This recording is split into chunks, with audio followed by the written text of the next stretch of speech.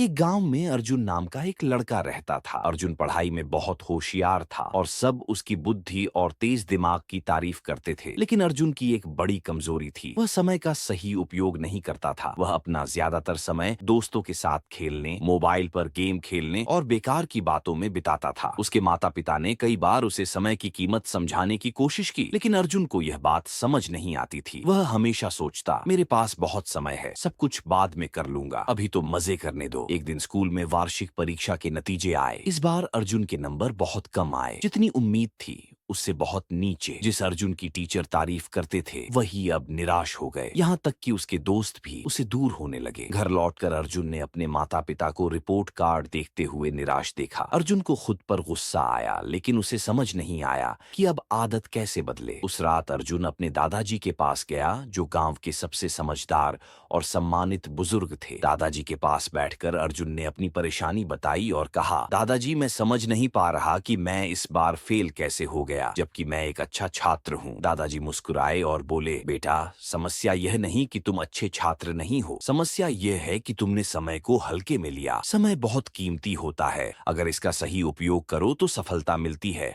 और अगर इसे बर्बाद करो तो यह पीछे खींच लेता है। अर्जुन ने हैरानी से पूछा, लेकिन दादाजी समय तो हमेशा होता है ना, मैं बाद में भी सब कर सकता हूँ। दादाजी गंभीर होकर बोले, नहीं बेटा, समय नदी के बहते पानी जैसा है, जो बह गया वो कभी वापस नहीं आता। चलो मैं तुम्हें एक कहानी सुनाता हूँ, जिससे तुम्हें समय की कीमत समझ में आएगी। दादाजी ने कहानी शुरू की। बहुत समय पहले विक्रम नाम का एक शक्तिशाली राजा था।